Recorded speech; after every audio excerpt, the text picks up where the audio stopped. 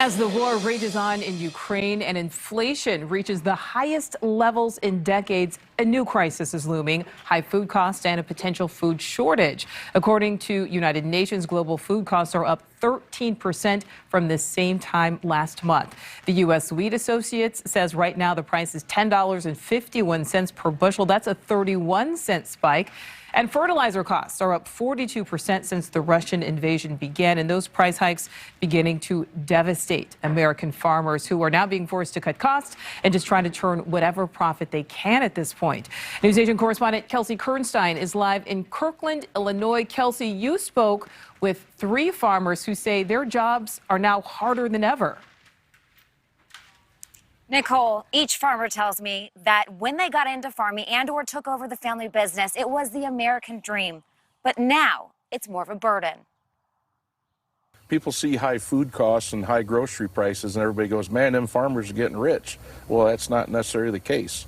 That's Illinois farmer Craig Robertson. He farms soy, wheat, and corn, and he says he's never seen it this bad before.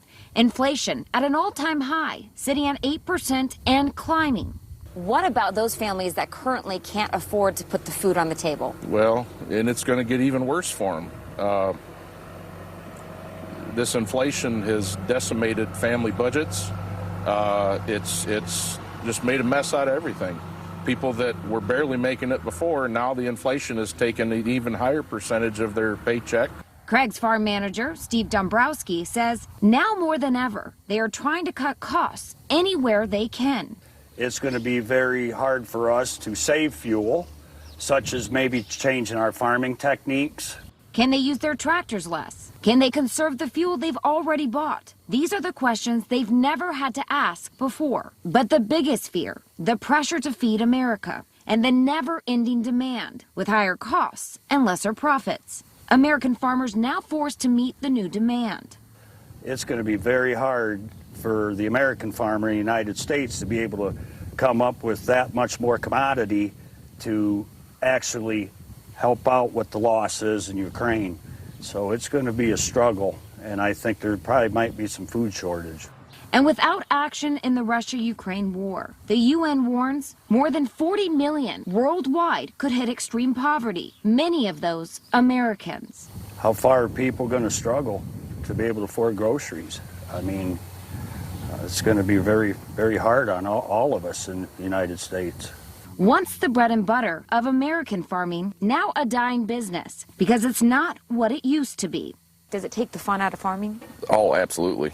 I mean, it's turning more into a job instead of something that we actually used to enjoy doing.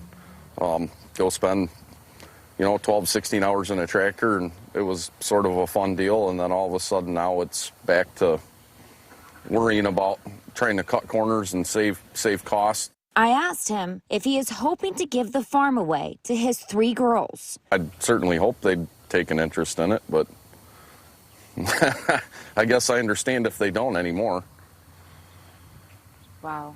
I mean, Does that make you concerned about all the other farmers that are probably... Oh, absolutely. I mean, the average age of a farmer's in the mid-60s, I believe, in Illinois, and it's becoming more corporate-driven than anything else.